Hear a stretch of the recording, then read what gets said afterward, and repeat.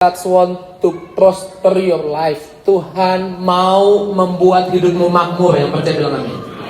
Saya ulang sekali lagi, Tuhan mau membuat hidupmu jadi makmur. Amin. Beberapa orang mungkin anti dengan kata makmur karena rasanya duniawi. Tapi sebentar kita akan bahas bahwa kemakmuran itu adalah idenya Tuhan.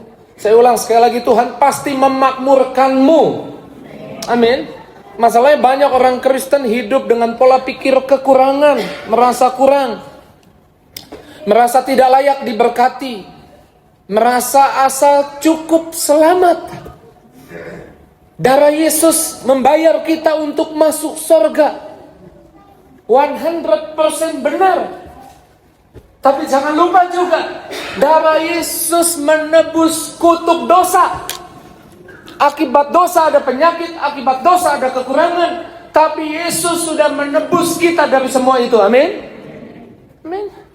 Darah Yesus menebus kita untuk kita juga bukan hanya masuk surga, tapi hidup di bumi seperti di surga. Amin. Tuhan mengajakmu di sore hari ini satu pemikiran dengan Tuhan. Apa yang kita pikir bisa salah, tapi pikiran Tuhan adalah kehendaknya untuk kita ketahui supaya kita bisa menerima apa yang Tuhan mau ada di hidup kita. Tuhan mau hidup kita makmur. Alkitab mencatat bahwa Tuhan kita, Allah kita, Bapa kita bukan Bapa yang pelit. Bapa di surga bukan Bapa yang pelit. Allah kita bukan Allah yang pelit, tapi Allah yang murah hati. Pegang dadamu, bilang, saya punya Tuhan yang murah hati. Amin. Tuhan senang anak-anaknya maju. Tuhan senang anak-anaknya berkembang. Tuhan senang anak-anaknya makmur. Kemakmuran bukanlah dosa, tapi itu ide Tuhan sejak awal.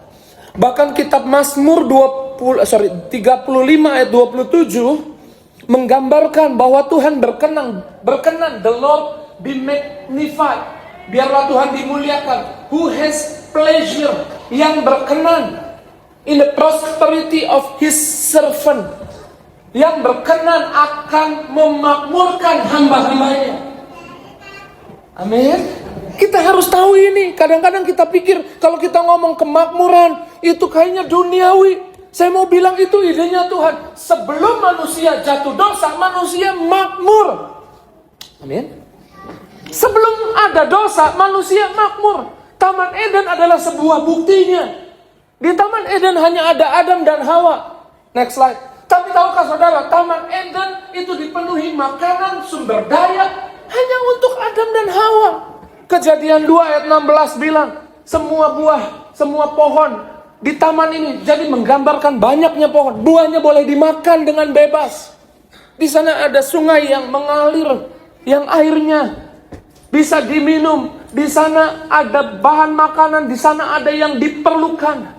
Taman Eden hanya ditinggali oleh Adam dan Hawa. Dan Tuhan gak berpikir kayaknya ini kebanyakan buat mereka. Karena sejak awal Tuhan mau anak-anaknya menerima banyak. Amin. Tuhan gak mau kamu punya pola pikir yang kecil, yang membuatmu ketika ada masalah mikir kecil, berharap kecil, ngumpat, gak berani. Tuhan mau engkau sadar bahwa Tuhan mau buat hidupmu makmur, buat hidupmu sukses, buat hidupmu berkembang. Sehingga waktu ada masalah engkau gak sembunyi, engkau hadapi, engkau punya iman, engkau doa, percaya Tuhan pasti kasih yang besar buat hidupmu. Ya, tepuk tangan sekali lagi yang dahsyat, yang luar biasa buat Yesus. Dan ketika engkau datang pada Tuhan, hidupmu gak pernah sama lagi. Amin. Ketika engkau datang pada Tuhan, engkau justru akan mengalami pemulihan, mengalami berkat Tuhan. Ingat, Yesus pernah kasih perumpamaan tentang anak yang hilang. Ingat ya perumpamaannya ya. Ada bapak punya 2 orang anak, yang sulung dan yang bungsu. Yang bungsu bilang, papa bagi hartanya, harta warisan bagi sekarang deh, walau papa belum mati, bagi warisannya. Lalu dibagi 2 warisannya. Lalu anak bungsu pergi dari rumah bapaknya. Di luar, kemudian dia habiskan hartanya. Dan berakhir jauh dari rumah bapak, akhirnya apa? Kelaparan. Makan aja susah. Lalu dia pulang ke rumah bapaknya. Waktu dia pulang, Alkitab bilang begini, Yesus menggambarkan bapaknya lihat dari jauh. Bapaknya menunggu dia pulang. Dan bapaknya memeluk dia. Bapaknya mencium dia. Yesus sedang menjelaskan kepada setiap kita isi hati Bapa Surgawi. Waktu kita datang padanya, Tuhan gak tolak. Dan Tuhan gak hitung-hitung dosa kesalahan kita yang kita perbuat di hari yang lalu. Tuhan menerima kita dan Tuhan memulihkan kita. Itu Bapa Surgawi. Tapi kalau kita mungkin, bagus loh ya pulang ya. Udah susah baru pulang loh ya. Pergi lagi lo sana. Untungnya kita bukan Bapa Surgawi. Amin. Kalau kita mungkin hitung-hitung, ingat lu kesalahan lu seberapa banyak. Iblis maunya membuat kita merasa tidak layak diberkati. Tapi lihat apa yang Yesus gambarkan isi hati Bapa, supaya saudara ngerti. Saudara harus punya mental kelimpahan, bukan mental kekurangan. Amin. Ini bukan tentang jumlah seberapa banyak yang ada di tanganmu. Ini tentang apa yang ada di hati, di mentalmu. Ketika anak itu pulang, ini mental yang Bapa Surga ingin kau ketahui. Seperti inilah sikap Bapa Surgawi.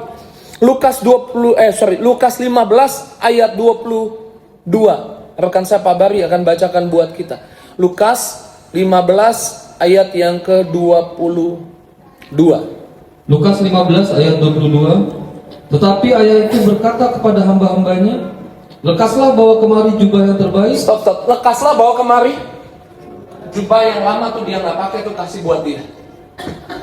Waktu dia datang kepada Bapak, dia nggak layak dapat jubah yang terbaik. Udah banyak dosa, udah banyak kesalahan. Ini pola pikir yang harus dirubah. Banyak di antara kita yang hari ini mengalami kesulitan dan seolah sedang dihukum oleh Tuhan. Dan bilang, padahal udah datang sama Tuhan. Dan bilang, mungkin saya susah hari ini karena dulu saya buat jahat. Karena dulu saya salah. Padahal udah bertobat, udah datang sama Tuhan. Ini gambaran hati Bapak. Bapaknya nggak bilang gini, ambilin jubah, sebentar. Kita hitung dulu dia buat salah apa saja. Layakkah dia dapat jubah yang terbaik? No, setiap kali kita datang pada Bapak, kita akan dikasih yang terbaik. Amin. Dan saya bersyukur di sore hari ini, saya berhadapan dengan orang-orang yang memilih jam 5 sore datang ke Jambu 2, datang kepada Bapak. Dan waktu gue datang kepada Bapak, percayalah, Bapak gak akan kasih yang biasa, Bapak kasih yang terbaik buat hidupmu. Amin. Bapak gak akan kasih yang biasa. Dia gak kasih malaikatnya untuk menebus kita. Dia kasih anaknya yang terkasih. Kesayangan sorga, Yesus dikasih buat kita. Yesus gak kasih yang biasa-biasa. Yesus kasih nyawanya buat saudara dan saya. Yesus kasih darahnya. Yesus kasih hidupnya. Yesus kasih kelimpahannya. Yesus kasih semua buat saudara. Jangan punya mental kekurangan, miliki mental kelimpahan. Engkau anak Tuhan, Bapamu murah hati, Bapamu kaya, dan engkau anaknya. Amin. Lalu dikatakan apa? Kenakanlah. Pakaikanlah itu kepadanya dan kenakanlah cincin pada jarinya. Cincin pada jarinya. Ada teks lain bilang begini, berlian di jarinya. Jadi Tuhan mau menghiasi kita. Amin. Lanjut. Dan sepatu pada Dan kakinya. sepatu pada kakinya. Saya mau fokus ayat 23. Ini yang saya mau bagikan. Ayat 23. Ayat 23. Dan ambillah anak lembu tambun itu, sembelihlah dia, dan marilah kita makan dan bersuka cita. Dan ambillah anak lembu, gak lembu yang kudus, gak lembu yang biasa-biasa. Pilih lembu yang tambun. Ini perkataan Bapak supaya saudara paham nih. Bapamu sejak awal itu mindednya, itu pikirannya mau kasih yang besar buat hidupmu. Amin. Sehingga walaupun yang kau lihat hari ini kecil, jangan pernah berpikir kecil, berpikirlah yang besar. Amin. Sambutlah berkat Tuhan yang besar akan datang bulan ini buat hidup kita. Amin. Apalagi menjelang Natal nih, ada berkat Natal yang besar. Amin. Yang akan datang di hidup kita. Amin. Anak lembut, tambun, mental kelimpahan. Tapi lalu datanglah anak sulung. Dan anak sulungnya bilang, ini apa-apaan nih bikin pesta. Anak lembut, tambun dipotong. Lalu kemudian ayahnya bilang, adikmu yang hilang sudah kembali. Dan dia malah berkata seperti ini di dalam ayat yang ke-29. Ayat 29. Tetapi ia menjawab ayahnya, katanya, telah bertahun-tahun aku melayani Bapa dan belum pernah aku melanggar perintah Bapa. Sebentar, saya ingat sesuatu di sini. Perhatikan, Tetapi ia menjawab apanya? Telah bertahun-tahun aku melayani Bapa dan belum pernah melanggar. Ada orang yang merasa berjasa nih di sini nih. Saya ingat Lukas 18, orang yang datang pada Yesus dan Yesus bilang begini, "Guru, apa yang aku harus buat supaya aku masuk surga?" Lalu Yesus bilang, "Jangan berzina, berbuat baik, jangan ini, jangan itu." Lalu orang kaya itu bilang apa? "Semua sudah aku lakukan sejak muda." Oh, dia proud dengan apa yang dia lakukan. Sama nih, mirip nih. Telah bertahun-tahun aku melayani Bapa dan belum pernah melanggar perintah Bapa. Dan kita tahu kalau di Lukas 18 orang kaya itu kemudian Yesus bilang begini, "Satu lagi yang kurang. Jual hartamu dan ikutlah aku." Apa yang terjadi? Dia jual hartanya. Dia pergi meninggalkan Yesus. Dia takut rugi. Mentalnya mental kekurangan. Mentalnya bukan mental kelimpahan. Makanya saya bilang bukan tentang seberapa banyak yang ada di tanganmu. Ada orang bawa persembahan di bait Allah, kasih 2 peser uang. Dan orang kemudian mengkritik, itu orang cuma kasih 2 peser uang. Tapi Yesus bilang, dia memberi dari kekurangannya. Orang lain memberi dari kelimpahannya. Yesus mau bilang, walau dia cuma punya sedikit, dia mentalnya, mental kelimpahan. Amin. Dia bukan mentalnya kekurangan. Anak sulung ini kita lihat mentalnya. Lanjut Pak. Tetapi kepadaku belum pernah Bapa memberikan seekor anak kambing. Tetapi kepadaku belum pernah Bapa, belum pernah katanya aku dapat apa-apa dari Bapa. Dia di rumah Bapaknya. Bahkan dikatakan seekor anak kambing. Ini bukan perkataan Bapak, ini perkataan anak sulung. Seekor anak kambing. Saudara bisa bedakan kambing dan lembu? Lembu lebih besar atau lebih kecil? Lebih besar. Tuhan ngomongnya gini, lembu tambun. Amin. Tuhan ngomongnya yang besar. Miliki mental prosperity. Mental makmur, kelimpahan. Tuhan gak anti sama kemakmuran. Tuhan, tadi kita baca ayatnya, Tuhan senang anak-anaknya makmur. Amin.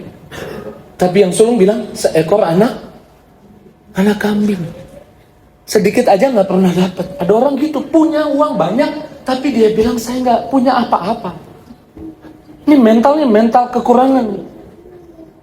Waktu tabungannya hilang, 200.000 aja uangnya 10 miliar. Udah kayak kehilangan nyawa, ya kan? Ini mental kekurangan namanya. Untuk bersukacita dengan sahabat-sahabatku. Baca terus dulu Pak, ayat 31 Pak. Ayat 31, kata ayahnya kepadanya, "Anakku, engkau selalu bersama-sama dengan aku, dan segala kepunyaanku adalah kepunyaanmu." Yuk kita baca sama-sama, 2-3 kata ayahnya kepadanya. "Anakku, engkau selalu bersama-sama dengan aku dan..." Amin. Jadi dia bukan belum pernah menikmati berkat Bapa. Dia punya mental yang kekurangan. Mentalnya mental kekurangan. Tapi Tuhan mau saudara punya mental kelimpahan. Amin. Dan Tuhan mau buat hidupmu jadi makmur.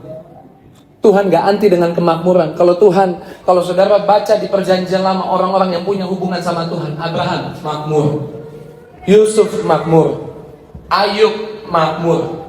Walaupun kemakmurannya sempat hilang, tapi diganti 2 kali lipat lebih makmur. Amin. Orang-orang yang punya hubungan sama Tuhan makmur. Tapi Tuhan gak mau. Nanti kita saya lanjutkan statement saya ke bagian berikutnya. Coba slide berikutnya dulu. Mentalitas anak lembu tambun versus mentalitas anak kambing. Saya percaya saya berhadapan dengan orang-orang yang punya mentalitas anak lembu tambun, mentalitas kelimpahan. Dan kemakmuran, next slide, mengalir melalui pengelolaan yang benar. Yesus kasih perumpamaan gini. Kerajaan Allah seperti seorang yang hendak bepergian, lalu dia panggil hamba-hambanya, dan kemudian di dalam Matius 25 ayat 15, silakan Pak Bari. Matius 25 ayat 15. Matius 25 ayat 15. Yang seorang diberikannya 5 talenta. Yang seorang dikasih berapa? 5 talenta, lanjut. Yang seorang lagi 2. Yang seorang lagi berapa? 2. Kemudian? Dan yang seorang lain lagi 1. Yang seorang lagi berapa? 1. Oke, masing-masing menurut kesanggupannya lalu ia berangkat. Sementara ia pergi, yang punya 5 talenta, kalau kita baca terus ke bawah, yang punya 5 talenta mengelola, ya amin, sama-sama bilang mengelola talenta itu sehingga berlipat kali ganda, sehingga jadi 10. Lalu yang 2 dikelola lagi, sama-sama bilang dikelola, menghasilkan 2 lagi jadi 4. Yang 1 gimana? Disimpan. Diapain? Dikubur. Diapain? Bahasa Sunda. Dikekep. Ibu hati ngerti dikekep. Disimpan nih, dikekep nih. Kemakmuran mengalir melalui pengelolaan. Sama-sama bilang, setiap hari Tuhan menaruh berkat di tangan saya. Amin. Mana yang percaya ada berkat di tangan? Tiap hari. Amin. Tapi berkat itu isinya bukan cuman berkat untuk dirimu. Berkat itu isinya bukan cuman roti. Berkat itu harus dikelola. 2 Korintus, boleh ditampilkan 2 Korintus 9 ayat yang ke-10. Ayatnya bilang apa di sana? 2 Korintus 9 ayat yang ke-10. Ia yang menyediakan benih bagi penabur dan roti untuk dimakan. Stop. Jadi di tanganmu ada apa saja berkatnya?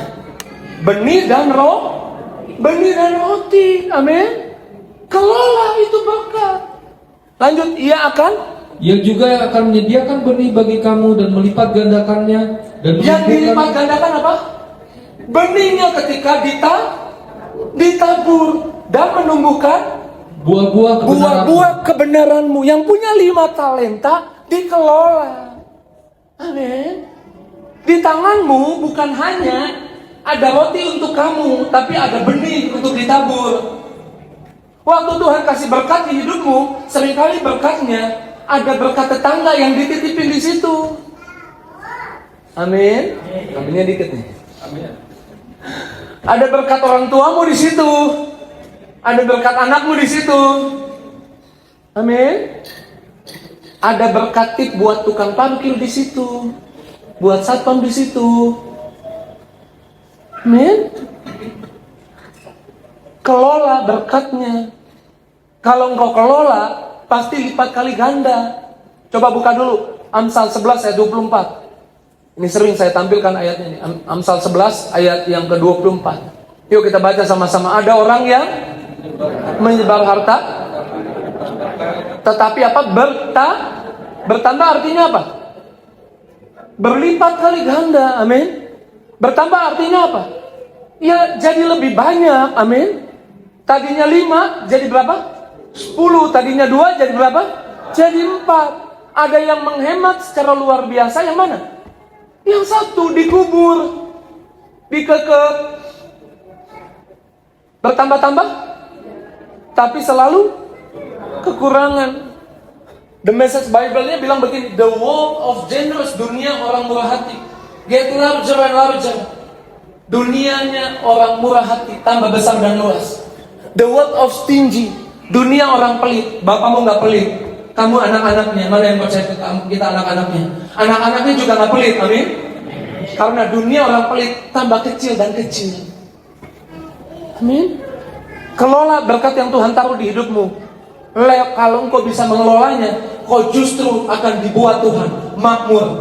Karena Tuhan bisa menaruh percaya untuk kasih berkat di hidupmu. Karena kau sadar berkat yang ada di tanganmu bukan hanya untuk kamu diberkati, tapi orang lain diberkati. Sehingga lewat hidupmu Tuhan boleh dimuliakan, Tuhan boleh ditinggikan. Ada ucapan syukur buat Tuhan mengalir lewat tiap orang, lewat apa yang kau kerjakan. Tepuk tangan sekali lagi yang dahsyat luar biasa.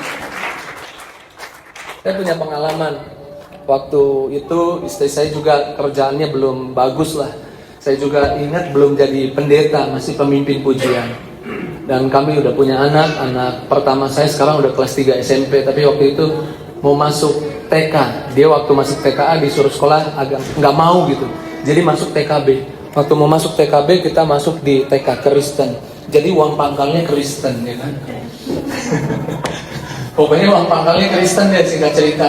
Lalu gimana mengatasinya? Nggak ada cara lain, karena saya hamba Tuhan, istri saya melayani doa, minta sama Tuhan. Waktu minta sama Tuhan, Tuhan kasih lembu tambun. Tuhan kasih nggak sedikit, Tuhan kasih yang terbaik. Tuhan kasih 2 kali lebih banyak. Kita suka cita. Tuhan nggak kasih tanggung-tanggung 2 kali lebih banyak. Jadi bisa dibayar, itu kebutuhannya bisa dibayar. Ada sisanya. TKB berarti sekolahnya berapa lama? 1 tahun. Berarti tahun depan masuk SD. Di otak saya dan istri mungkin buat tambahin tahun depan masuk SD. Ya pola pikir dunia, pola pikir manusia secara umum. Tapi di hari-hari itu juga bertepatan kami dengar tetangga kami mau sekolahin anaknya, uangnya kurang. Di situ saya dan istri sadar ada berkat orang itu yang ditaruh di tangan kami. Kelola. Lalu ngapain Pak Pendeta? Udah kasih. Dengan berat hati, sorry nggak berat hati. Karena saya juga dapatnya cuma-cuma, jadi nggak berat hati. Kasih. Waktu kasih kekurangan, sampai hari ini saya bersaksi, Tuhan saksinya, saya nggak pernah kekurangan. Saya dipelihara Tuhan. Mungkin jarangnya, tapi setiap butuh selalu ada. Kita tepuk tangan sekali lagi yang dahsyat yang luar biasa. Waktu mau masuk SD ada lagi berkatnya. Mau masuk SMP ada lagi berkatnya. Tahun depan mau masuk SMA nih deh. Pasti ada lagi, saya punya iman, Tuhan kasih lagi berkatnya. Nanti mau kuliah, dia bilang mau kuliah di Amerika. Biayanya mahal nih. Enggak, saya percaya Tuhan sediakan lagi berkatnya. Kalau kau dapat dipercaya, Tuhan akan memakmurkan hidupmu. Karena Tuhan senang kasih berkat di hidupmu. Tuhan senang kau bisa mengalihkan berkat buat orang lain. Kita tepuk tangan dulu sekali lagi yang dahsyat yang luar biasa. Pegang dadamu, bilang saya percaya Tuhan mau hidup saya makmur. Amin. Amin. Bilang kanan kirinya, Tuhan mau hidupmu makmur. Amin. Kemakmuran mengalir melalui pengelolaan yang benar. Tadi yang 5 talenta jadi berapa? 10. Yang 2 jadi berapa? Yang 1? Tetap 1. Lalu tuannya tanya, kenapa kamu nggak kelola? Jawabnya apa? Tuhan jahat. Jadi aku takut, aku kubur. Maksudnya gini, aku takut kekurangan kalau aku kelola. Mentalitas anak kambing nih, nggak pernah punya apa-apa, padahal Tuhan selalu kasih. Takut rugi, takut kehilangan. Makanya saya bilang, kemakmuran bukan tentang sedikit banyaknya di tanganmu. Kemakmuran tentang minta. Dan Tuhan mau kamu makmur. Tapi Tuhan mau kamu gak cinta sama kemakmurannya. Tuhan mau kamu cinta sama Tuhan. Tuhan gak anti kemakmuran. Tapi Tuhan membenci orang yang cinta uang. Tuhan gak anti dengan orang kaya. Tapi Tuhan gak suka orang kaya andalkan kekayaannya. Makanya lepas dari kontroversi, perpuluhan dilakukan atau enggak, perpuluhan buat siapa atau enggak. Sebagai hamba Tuhan saya mau bilang, kalau engkau enggak lakukan perpuluhan, gereja enggak rugi, Tuhan enggak rugi. Saya ulang, kalau engkau enggak lakukan perpuluhan, gereja enggak rugi, Tuhan enggak rugi. Karena Tuhan bisa berkati gereja. Dan Tuhan adalah Tuhan yang kaya, Tuhan enggak pernah kekurangan. Kamu yang rugi. Kenapa rugi? Karena lewat perpuluhan kamu sedang diajar. Kalau kamu punya sebanyak ini, ya udah belajar melepaskan yang sedikit itu. Belajar nggak terikat sama berkat Tuhan. Belajar terikatnya sama Tuhan. Amin. Tapi kalau nggak pernah belajar, mana bisa? Nanti Tuhan percayakan berkat besar mengalir lewat hidupmu, dikasih buat orang lain, kamu nggak akan kasih. Kamu jadi orang pelit. Tuhan sulit untuk mengalirkan kasih sayangnya kepada banyak orang lewat hidupmu. Amin. Saya ulang, Tuhan gak anti dengan kekayaan, tapi Tuhan gak suka orang andalkan kekayaannya. Dan saya bersyukur saya berdiri di hadapan anak-anak Tuhan yang cinta Tuhan dan bukan mengandalkan kekayaan tapi mengandalkan Tuhan, sehingga Tuhan dengan mudah mengalirkan kemakmurannya buat hidupmu. Ya, tepuk tangan sekali lagi yang dahsyat yang luar biasa. Amin. Sama-sama bilang, kemakmuran mengalir melalui pengelolaan. Oke, kita masih bahas yang satu tadi. Terus yang satu gimana dong talentanya? Boleh Pak dibaca Pak ayat 28 Pak. Matius 25 ayat 28. Sebab itu ambillah talenta itu daripadanya. Sebab itu ambil talentanya. Tuh, pelit tambah hancur hidupnya. Udah cuma satu diambil lagi, habis sudah. Ya kan? Lanjut. Dan berikanlah kepada orang yang mempunyai. Diberikan kepada siapa? Kepada yang mengelola, kepada yang dapat dipercaya. Makanya saya tulis next slide, saya tulis apa di sana? Coba tampilkan. Enggak, ini udah tadi. Tampilkan satu slide lagi. Hamba yang melipat gandakan talenta menerima tambahan dan kepercayaan baru. Waktu engkau dapat dipercaya oleh Tuhan, Tuhan kasih kepercayaan baru di hidupmu. Amin. Kemakmuran selalu mengikuti orang-orang yang mengelola dengan benar. Oke, puji Tuhan, kita masuk bagian terakhir. Saya mau tanya dulu sampai di poin ini, saudara diberkati. Tangan-tangan yang sungguh-sungguh diberkati firman Tuhan. Boleh tepuk tangan sekali lagi yang dahsyat dan luar biasa. Mungkin pakai musik boleh siap-siap. Jalan menuju kepada Bapa, jalan kembali kepada Bapa adalah jalan kembali kepada kemakmuran. Kembali ke kisah anak bungsu tadi, yang pergi dari rumah Bapa dan habis hartanya. Tapi waktu dia mau kembali ke rumah Bapa adalah jalan menuju kembali kepada. Waktu di tengah jalan dia mau pulang, dia bilang apa? Di rumah Bapakku banyak tempat tinggal, itu yang Yesus bilang. Di rumah Bapakku banyak makanan. Amin. Dan saudara memilih nih, di jam segini datang kepada Bapa. Sebagai hamba Tuhan saya mau bilang, di rumah Bapa tidak ada kelaparan. Amin. Di rumah Bapa tidak ada kekurangan. Yang percaya bilang amin. Amin. Di rumah Bapa tidak ada hidup yang seadanya. Hidupmu pasti diberkati, hidupmu pasti makmur, hidupmu pasti ditolong, hidupmu pasti dipulihkan, hidupmu pasti menerima yang terbaik, hidupmu pasti menerima kebaikannya yang besar, yang luar biasa. Tepuk tangan sekali lagi yang dahsyat. Karena waktu engkau masuk ke rumah Bapa, engkau masuk ke hadirat Tuhan. Bicara tentang hadirat Tuhan di perjanjian lama digambarkan dalam tabut perjanjian. Tabut perjanjian itu dibuat dari kayu penaga, dilapisi emas. Kayu sesuatu yang dari bumi, emas gambaran kemuliaan. Tabut perjanjian adalah gambaran Yesus. Yesus adalah Allah yang berjalan di bumi. Yesus 100% manusia, Yesus 100% Tuhan. Dan tabut perjanjian nubuatan tentang Yesus. Karena kemana tabut itu pergi, orang Israel setiap kali bawa tabut waktu perang pasti menang. Di mana ada hadirat Tuhan ada kemenangan. Yang percaya bilang amin. Amin. Dan satu kali tabut itu dicuri. Diambil orang Filistin, dibawa ke kuil Dewa Dagon. Kita tahu ceritanya. Ditaruh di samping Dewa Dagon. Dewa Dagonnya kemudian terpelanting ke tanah. Kemudian mereka coba berdiri lagi. Kemudian besok harinya tangannya patah, kakinya patah, lehernya patah. Dan kemudian akhirnya tabut itu berhasil dikembalikan, tapi mampir ke rumah Obed-Edom. Saya mau bilang Obed-Edom itu orangnya miskin. Keluarga Obed-Edom itu keluarga yang kekurangan. Dan tabut itu mampir ke rumah yang kekurangan. Apa yang terjadi? Di dalam 1 Tawarik 13 ayat 14. Oke, ini ayat terakhir, saya janji ayat terakhir. 1 Tawarik 13 ayat 14. Yuk kita baca, silakan Pak Gary baca. 1 Tawarik 13 ayat 14. 3 bulan lamanya tabut Allah itu tinggal pada keluarga Obed-Edom di rumahnya. Tinggal pada keluarga Obed-Edom di rumahnya. Obed-Edom yang miskin, yang kekurangan. Dan Tuhan memberkati keluarga Obed-Edom. Dan Tuhan memberkati. Teks lain bilang God prosper. Tuhan membuat makmur keluarga Obed-Edom dan segala yang dipunyainya. Karena ada tabut, keluarga yang miskin tiba-tiba jadi keluarga Obed-Edom jadi keluarga OKB. Tahu OKB apa? Orang kaya baru. Saya berdoa saudara yang sedang mengalami kekurangan, Saudara ngerti sore ini saudara masuk ke hadirat Tuhan.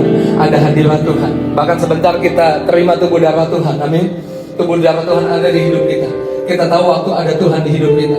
Tabut itu tinggal di keluarga Obed-Edom. Yesus tinggal di dalam kita. Kita di dalam Yesus. Kita pasti kelimpahan. Kita pasti makmur. Amin. Dan tepuk tangan sekali lagi yang dahsyat yang luar biasa. Karenanya mulai hari ini, slide terakhir saya, mulai hari ini tinggalkan mentalitas kekurangan. Sama-sama bilang mulai hari ini, aku meninggalkan mental kekurangan. Sambut cara pandang kelimpahan Bapa. Kelola dengan setia apa yang ada di tanganmu. Sama-sama bilang sekali lagi, di tangan saya bukan hanya ada roti untuk saya makan, tapi ada benih untuk ditabur. Amin. Kembali tiap hari, saya tulis sana ke hati Bapak. Kembali setiap hari datang pada Bapak. Saya ulang sekali lagi, di rumah Bapak ada banyak makanan, nggak ada kelaparan. Di rumah Bapak ada kelimpahan. Tuhan mau hidupmu mahal.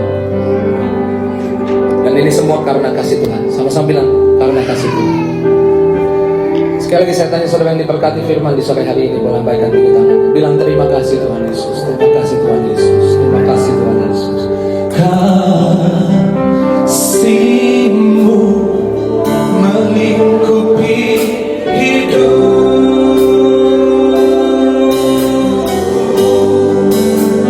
Bawaku dekat padamu. Bawaku dekat padamu. Oh, oh. Kita pasti terbang tinggi bersama Tuhan. Amin. Sama-sama terbang. Terbang bagaikan raja wali, rohmu mengangkatku terbang